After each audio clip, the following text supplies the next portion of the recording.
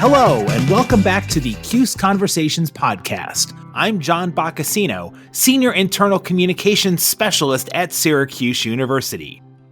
We thought it's a real opportunity to focus on the business and science of sport moving forward and to leverage the variance within the industry to provide opportunities for students to create thought leadership and create new knowledge in terms of the scholarship that we do. And so, year over year, sport continues to grow. We continually see new parts, new segments of the industry. Most recently, the growth of women's sport has been really significant and impactful. And it's exciting for Falk College because that's an opportunity for us to focus on a particular segment and really work with new and emerging leagues as they grow. Well, our guest on this episode of the Cuse Conversations podcast, he is Jeremy Jordan, Dean of the Falk College of Sport, who is helping to pave the way and further Falk College's national reputation as a global leader in the field of sports and applied health. On July 1st, Syracuse University made history by launching the David B. Falk College of Sport, the first of its kind research institution to focus exclusively on sports-related disciplines. Falk College now stands alone as a visionary leader at the intersection of academic excellence and industry innovation. And Dean Jordan is kind enough to join us here on the podcast to discuss these exciting changes happening in Falk. Jeremy, thanks for making the time today. John, thanks for having me. I'm very excited to be here with you and to talk about what's happening with the Falk College of Sport. Before we kind of dive into some of the new changes here at Falk, give our audience a little background on yourself and how you wound up here at Syracuse as the dean. Yeah, starting my third year this fall at Syracuse University. Prior to that, I was at Temple University in Philadelphia. I had various roles from faculty to administration to my last year. I was working in the provost office and really enjoyed it. Actually thought I would never leave Temple. I had been there for a long time and had strong roots there. Saw the advertisement for the dean of Falk College here at Syracuse University, and I knew about the university, obviously, and I knew about Falk College. I had colleagues that I knew in the sport management program. So I was interested in what they were doing here. And in the leadership profile, they called out wanting to emphasize sport as part of the growth of the college, and I thought that was very interesting. And so I was fortunate enough to be a candidate that was interviewed, and I'll never forget, I was sitting across from the chancellor as part of the interview process, and he said to me that he wanted sport to be something that differentiates Syracuse University and not just our intercollegiate athletics program, which is very important, but he talked about club sport and intramurals and an academic unit that's focused on sport education and research, and he really felt that that was one of the things that would distinguish the university. And I remember thinking, boy, I don't know, the next time I'm going to have a chancellor talk to me about sport being something that stands out at a university from an academic perspective. And so I knew right then that this was probably an opportunity, if I was fortunate enough to get the offer, that I wasn't going to be able to turn down, because I view this as kind of a once in my professional career to be able to launch a college that's structured in the way that Falk College is and to be able to have impact that we're going to have moving forward. How has it gone, and what's been the most rewarding part of being the dean so far? The strength of our college and the university is what has been most rewarding for me, and that's the people. We have amazing students that are already doing incredible things and will work in the industry in very impactful leadership roles, so it's great to be able to work with them. Amazing faculty and staff in Falk College and the things that they're doing now and what we're going to do as we move forward with the growth of the new structure of the college. And then I've really appreciated the university leadership, specifically my dean colleagues from across campus. They have been very supportive of what we're doing as a college. They've been great mentors to me as a relatively new dean and how to navigate some of the challenges. And what's been most exciting is that they are open to collaborations, things that we can do together that will be greater than what we could do on our own. And so the ability to partner with a Whitman or a Newhouse or a College of Professional Studies just helps elevate what we're able to do in Falk and hopefully creates really innovative opportunities for students at Syracuse University. I think when you look at the whole field of sport management, we kind of led the charge with sport management and sport analytics. We've always been looking for ways to invent and innovate in this field. And I think the change on July 1st, I want to talk about the change itself, but also what led to us being well positioned. Because again, we've been a leader in sport management and sport analytics. What was that progress like over the last 2 decades that kind of culminated with the July 1st launch? I'm very grateful for the people that were here when these programs started and what they were able to build. A Diane Murphy as dean and her leadership over Falk College as these programs were created, a Michael Veely, a Dennis Denninger, a Rick Burton, a Rodney Paul, a Gina Pauline, these individuals that have been here almost from the start of when sport management and sport analytics was brought into the university and their vision on what it could be. And so it's for me, it's quite amazing to see where we're at now, that we're in this beautiful facility, that we are a focal point at the university, that we've been able to really broaden what we do in sport. So now having exercise science and nutrition and esport, we feel that we have this really broad-based approach to how we prepare our students to enter into the sport industry, but then also the research that we do in the academic programs that we have. And so while we're viewed as a leader now, to think back where we were 20 years ago, it's just, to me, it's truly amazing. And so I feel grateful that I've been able to come into a leadership role to work with these amazing colleagues as we go to kind of what we call Falk 2.0, like what it's going to be moving forward. There's been this perception of sport, and it's casual and it's leisure, but we take a completely yes, we have fun. Our students have fun doing the sport research, but it really seems like this is the culmination of building the program, taking sports seriously, and showing that there are actual incredible and impactful careers that our students generate off of the field of sport. Sport continues to be one of the fastest growing segments in the world, in terms of the overall the economy of sport, the amount of money that's involved and generated. We have a very kind of domestic view of sport. I just read an article recently that it's estimated that the NFL shared $13 billion with its teams last year, which is amazing to think of. Those 32 teams are generating that level of revenue each year. And that's just one small piece of the larger global sport industry. And so, we thought it's a real opportunity to focus on the business and science of sport moving forward and to leverage the variance within the industry to provide opportunities for students to create thought leadership and create new knowledge in terms of the scholarship that we do. And so, year over year, sport continues to grow. We continually see new parts, new segments of the industry. Most recently, the growth of women's sport has been really significant and impactful. And it's exciting for Falk College because that's an opportunity for us to focus on a particular segment and really work with new and emerging leagues as they grow. It's a multifaceted approach we're going to talk about here on the podcast, but I want to pull back to working with the chancellor and with the university. How will this work in Falk perfectly align with the university's strengthened commitment to applying those entrepreneurial and innovative approaches to elevating sport across the campus? Yeah, and again, we're fortunate that we have a university leadership team who sees the value in what we're doing and sees the impact it can have at the university. One of our very best partners is athletics in providing opportunities for our students to be over there and to work with teams and to help with the business operations. So, we're going to have this focused excellence in terms of the research that we do, the education we provide, and innovation. We really want to not think about what do our students need to know today.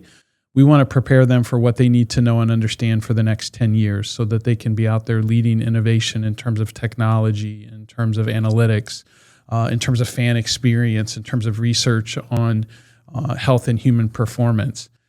We want to have this ecosystem where we have this powerful network of industry partners and alumni and others that can help us grow in these spaces as well. And so that will be really important.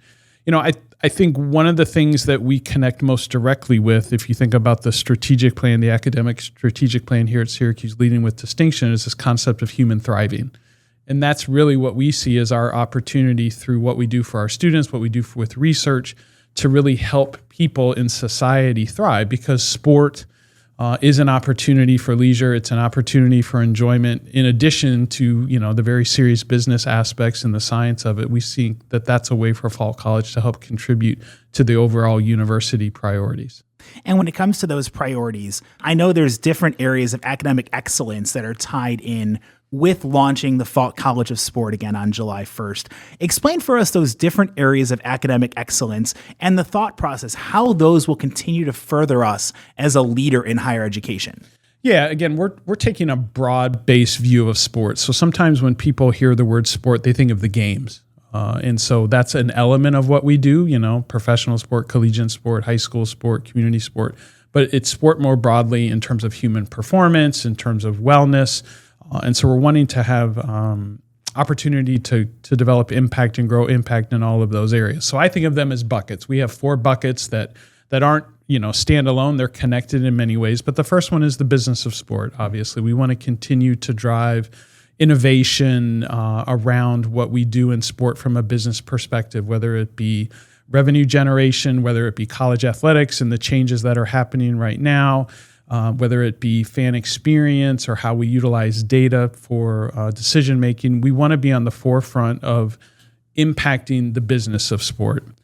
The second area is human performance across the lifespan. So this could be elite athletes, so Olympians, college athletes, professional athletes, in this idea of exercise science, human performance, and nutrition, and how we elevate performance.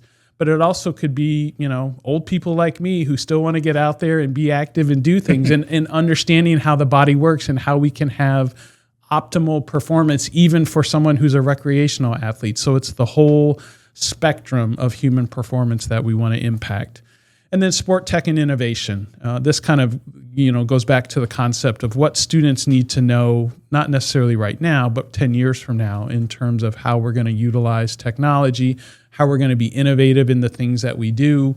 An example of that is very popular. Some people might think it's silly, but it's actually amazing to watch the growth of this particular team, and that's the Savannah Bananas and how they've innovated baseball. If I encourage people to just, even if you don't like baseball, take a few minutes and watch a Savannah Bananas game on TV and what they've done to innovate the game, to make it more enjoyable for the fans. I mean, that's an example of how sport continues to grow. And then lastly, community sport and wellness, or sport for good, is this opportunity to use sport as a population level intervention. How do we improve people's lives? How do we improve communities using sport as a tool to engage and to promote change? You'll be happy to know, Jeremy, with the Savannah Bananas, Biko Scala, their broadcaster, is a proud Syracuse alum, class of 2018. And you're right. I mean, the way that they blend entertainment with baseball, and who would have thought that watching somebody on stilts try to hit a ball, or the center fielder doing the backflips? I mean, it's so cool to watch. And that's sports entertainment, but it's also, you're right, innovation. And the fact that we're keeping an eye on those trends here at Falk. What are some of those collaborations across campus that are really fueling this change? My philosophy is that through these partnerships, we can create more impactful programs than maybe what Falk could do on its own. So a recent example is that working with Whitman and Newhouse and our College of Professional Studies colleagues, Syracuse has become the educational provider for multiple professional leagues. So the NHL, Major League Baseball Players Association, we're finalizing an agreement with a couple of other, professional sport leagues, meaning that staff and athletes, either current or former, have the opportunity to continue their education through Syracuse, whether it's degree completion, whether it's a graduate program, whether it's a certificate, whether it's some other kind of professional development. It's just a way for these athletes as they transition out of sport to have new opportunities. That's great. I mean, if it just stopped there, that's still a really important thing in the alignment that Syracuse can have with these known entities like, Major League Baseball and the NHL. It's very important in terms of brand elevation. But this is going to create opportunities for our students to go have experiential learning opportunities with these leagues and teams. It's going to contribute to thought leadership and thought partnership by working with these leagues to discuss critical issues in sport at the time. And so that's an example of a partnership kind of the one university approach, where if we do this as a group, as a collective, we have the opportunity to create new products that we can put out into the market. And again, that wouldn't happen if we didn't have our partners across campus. And so hopefully Falk College is viewed as a key contributor and a key partner as we grow what we do as a university. What I really enjoy about this, Jeremy, is it's a two-way street, these partnerships. Yes, our students get those immersive internships, but with the MLB Association partnership, you're having retired players or people with MLB who are taking advantage of our faculty and the expertise to go back to school to complete their degree. So can you talk a little bit about how those types of partnerships kind of come to be, and how, again, it's not just students going off to better themselves, it's a two-way street, it's reciprocal. Yeah, these partnerships that we've been able to form, number one, I think it's the brand of Syracuse, the academic brand of Syracuse. People know about it. And when these leagues had the opportunity to have Syracuse as their educational partner, the strength of our brand really was inviting to them, and it resonated with their leadership and with the players. So that's the first thing. It comes about because I think you get in a room with individuals and you try to understand what they want to accomplish. And you think about, okay, does Syracuse have the ability to meet those needs and to deliver the products or the programs that they want? And how can we leverage that to grow what we're able to do for our students and our faculty? And so honestly, at Syracuse, we have this amazing network of alumni. We have this amazing network of industry partners. Falk College has an advisory board, which is a who's who in the sport industry. And so their willingness to open doors for us. I've been in these types of situations before, but never with the brand of a Syracuse behind me. And so I feel like it doesn't make it easier, but it definitely opens up a lot more doors for us. So we're excited about to continue that work. And I mentioned off the jump the fact that we are continuing our trailblazing history by being the first institution focused on research like we are to open up this College of Sport, again, as of July 1st. What are some examples you're proud of when it comes to research opportunities that are currently available to Falk students and also our proud faculty members? I think of our currency in Falk College are the assets that we have. Obviously, it's student outcomes, which we've talked a little bit about, but it's the amazing faculty that we have and the knowledge creation that they're producing. And what I appreciate about our faculty as well and the scholarship that they engage with is that it creates new knowledge for the academy. So the disciplines that we serve, exercise science, nutrition, sport analytics, so forth.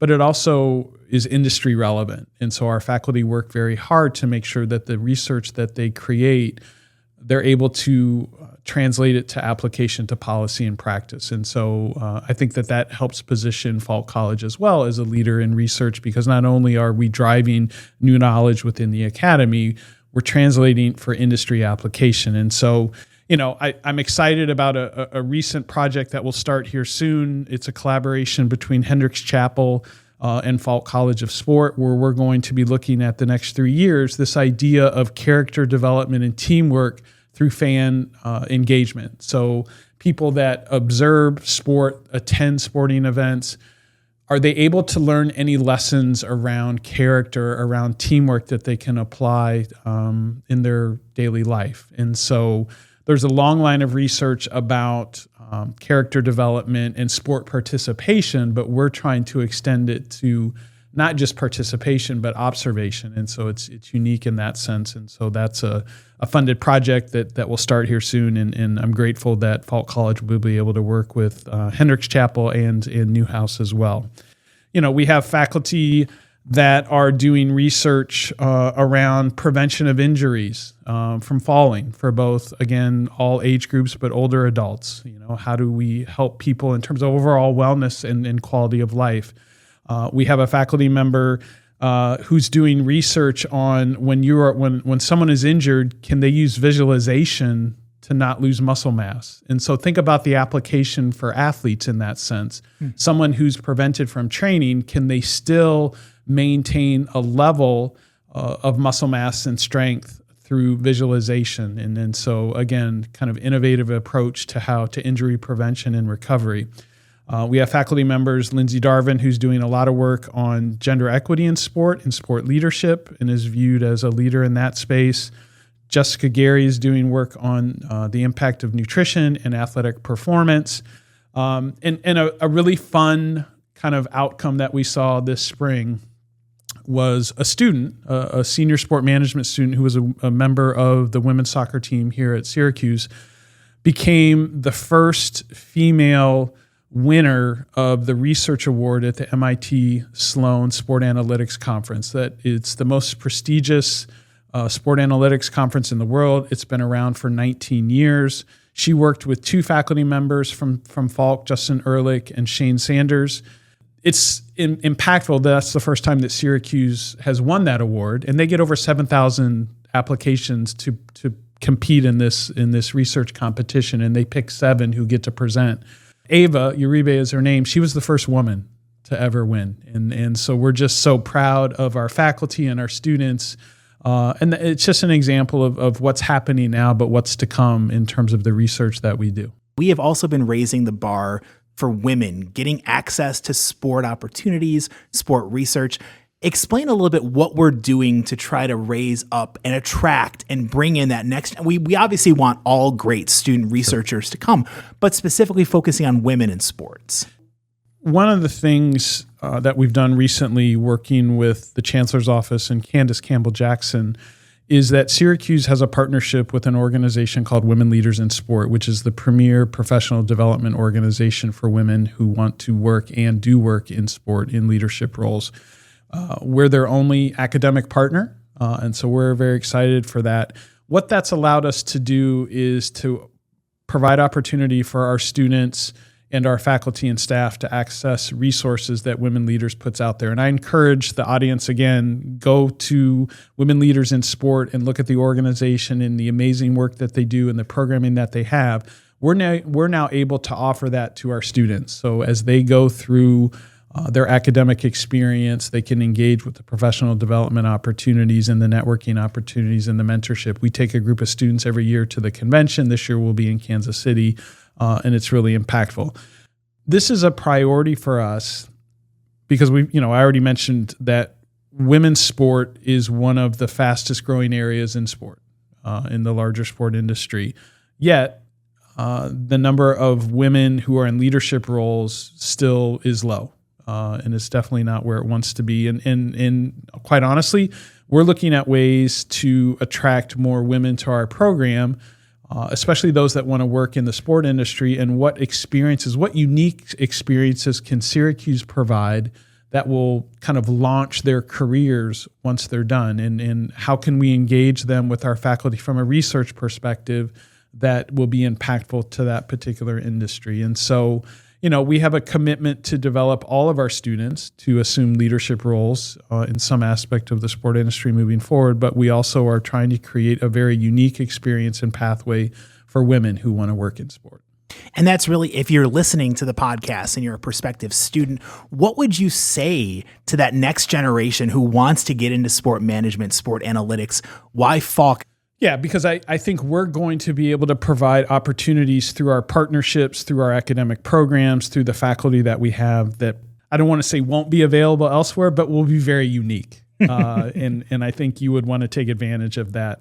And the other great thing is that this is not just a Falk commitment. It's a commitment across campus. It's a commitment with our industry partners. It's a commitment with our advisory board. So it's not just a few of us in Falk that think this is a good idea and something we should pursue. It is supported, and people are engaging in this process really at a high level. And I'm grateful for everyone who sees the need and the opportunity. And again, a way for us to distinguish Syracuse University because of what we do for our students, and that is different from maybe the other programs that you would be looking at. I want to circle back to, speaking of partnerships, you mentioned athletics, and I'd be remiss if we didn't give them a vine, especially with alumnus John Wildhack being the athletic director. Take us through some of those partnerships with Syracuse University athletics and how those are, again, mutually beneficial for both our students and faculty and also those in athletics. So from day one, John Wildhack, who's a member of our board, has said, let me know how you want to partner. What can we do to work together? And he saw the value in having Falk continue to be involved and to grow that engagement. We have over 100 of our students that work in athletics in some capacity, with teams, with business units, to help with their daily operations. We've been able to place over 70 of our sport analytics students in data analyst roles with teams. Rodney Paul, who's the chair of sport analytics, likes to tell the story that one of the first teams we worked with was men's soccer. And I believe that's one of the teams that recently won a national championship. And so while we don't always say causation, we definitely want to say correlation. And so, it's just an example of we have these amazing students with a high level of skill and expertise that can go into an organization, whether it be Syracuse Athletics or the UFL or the professional basketball team in Japan, and provide data and information that impacts what those organizations are able to do. Sometimes when we think about internships, we think of it just benefiting the student, right? That it's about them getting experience and the organization is doing us a favor to provide opportunities for our students to develop.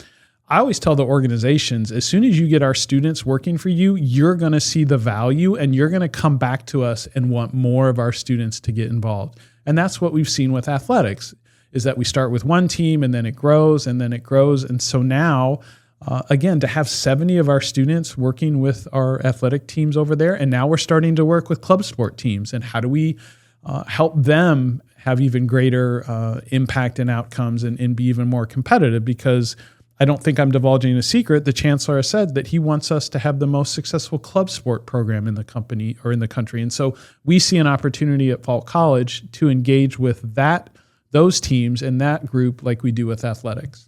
What could be coming down the future with partnerships with athletics on campus? So what we want to do is, in working with one of our faculty members, Sue Edson, is we're building a structure where we would take, for example, an exercise science student, an analytics student, a sport management student, a nutrition student, and we put them in a work team. And they work together to support student athletes and teams. Because if you think about the real world, that's how it functions, right? The analyst doesn't just kind of operate on their own, and the strength and conditioning coach doesn't operate on their own, and the nutritionists operate on their own. They have to work together to understand how their separate areas are connected to drive performance. And so we think the next evolution, and it's really important in Falk College, is that you're not a sport management student or sport analytics student only. You're also learning about exercise science. You're learning about nutrition. You're learning how these areas intersect, and how if we work together and understand how they intersect, we can have even greater outcomes and impact. And so we look for every opportunity we can now to put our students from our different academic programs together. They're doing immersion trips together. They're doing internships together. We're having guest speakers that can come in and talk to multiple areas of the college. And so, again, we think one of the unique aspects of Falk College of Sport is the integration of our programs, not just that we have these programs. And when it comes to the expertise for these programs too, yes, we have incredible faculty on campus, but you also have a very distinguished and impressive board of advisors and collection of alumni that really work across all facets of sport. How does this connected network really help advance the goals and mission of the college? Yeah, so I think there's three areas we want to focus on. We want to create a sport-centric, unique student experience. And so that requires us to do things within Falk College in terms of our academic programs and the experience and professional development we offer our students, but it also requires us to create these really meaningful industry partnerships that provide opportunities for students. And our advisory board is key in that. The other thing we want to do is to continue to elevate the research that we do and the impact that it has. So, we have a staff member, Francesco Reverso, who works on corporate partnerships. And part of his goal is to bring back to our faculty opportunities to engage in research that is industry relevant, industry facing. So that's another area that our advisory board helps us with in their network to open up those opportunities. And then lastly, we continue to look for new partners. We're not satisfied. We have an amazing group of partners, but we want to continue to grow and to diversify who works with us. And so that's another area. No one has a Rolodex anymore, but our advisory board members open up their Rolodex for us and say, you know what, you should go have a conversation with this person or this organization or this team, because I think they would be a great partner for you. So those are really the three areas that they help with. And like every other school and college here, they also help us think about ways to develop or to generate resources to support all the amazing things we want to do as a college for our students and for our faculty and staff. So corporate philanthropy, other donors that may be interested in what we're doing and want to support it, our advisory board helps with that as well. I know that we've talked about cutting edge and innovation. And when it comes to higher ed, one of the hot button topics has been artificial intelligence. What role do you think artificial intelligence plays and will continue to play for the Falk College of Sport moving forward? Yeah, so we view it as a tool that we want to make sure our students know how to use effectively. And obviously from a research perspective, it's going to change how we do research. It's going to change maybe the type of research that we do, but it's a tool, right? It's not a replacement that's going to eliminate opportunities, but our students get immersed with AI and how it could be used within their segment of the sport industry. So I think, it's going to continue to evolve and change, obviously, in the application of AI in terms of what we're doing as a college, but also what's happening in the industry will continue to also evolve. And I think ultimately creating greater efficiencies, thinking about the fan experience and maybe how that's going to change how we consume sport or how the techniques we have around human performance and training and nutrition and the access to resources through AI is also going to change. So I think it's impactful. So our goal is to bring in people that have expertise in this area that can help us learn what we should be doing and also help our students understand how to use it as a tool. I know we just launched the college on July 1st, so I think people would pardon you if you weren't always forward thinking, but I know your wheels are turning when it comes to being the dean of ways to continue progressing and advancing Falk. To that regard, what's down the road? What are some goals you want to see with the college to continue to advance us?